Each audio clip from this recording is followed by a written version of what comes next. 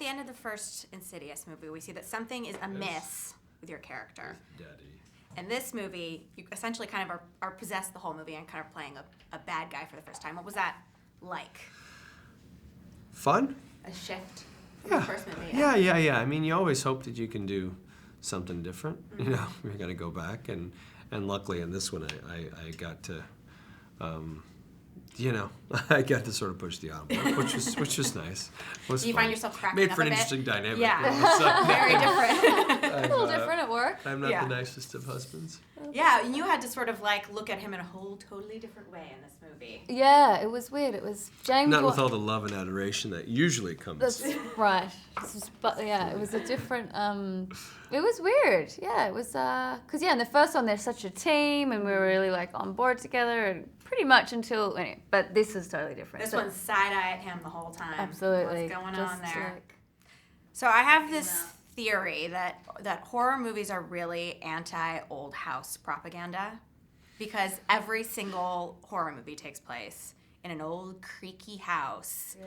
What's going on with that? Although in the first one, the second house we moved into was not. Wasn't too bad. Yeah, It it wasn't was pretty. old It at wasn't old. It was more I modern. mean, it carries a lot of history, I guess. You know. You never see a horror movie with like an IKEA setup happening. It's always like antiques and grandfather clocks. Yeah, It's not like a guess. condo, 57th Although, floor. in the first one, the second house, that was like a It just was. a It was a California. very normal True. house. Yeah. Yeah, it was not. It was Yeah. nothing. It's nothing. This about house was it. creepy. This It was house is amazing. I'm never living in an old house. That house is This pretty is- awesome, though. It's Yeah. on like its own hill, really. It's like in a very Yeah, cool it was part sort of of LA. set atop a... It is, yeah, in a very kind of cool part of LA. So this kind of had a more complex plot than the first one. How long did it did you have to read through it a few times before you kind Yeah. of... I was confused at certain points. I was like, who's possessing him? Yeah. Like, how long did Yeah. it sort of take you to sort of figure it Yeah. out? It was complex. Yeah, no. Yeah, it took me a few reads. Absolutely, there's a lot of subplots, and Yeah. just for a while for it all to tie together. It Yeah.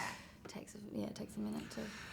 Yeah, I mean that was the thing, they when you're dealing with this world where they're sort of making up the rules of what happens when you astral project, and you're shifting time, and so it's not very linear. So you have to tell a linear story of what's physically happening during this day. However, you're dealing with very non-linear elements, so you're shifting back into that first movie. And Yeah, that was cool. I thought that was all very cool and very bold, and that's what they set out to do. So I think that's the fun stuff. That's like, what can you do different in your genre?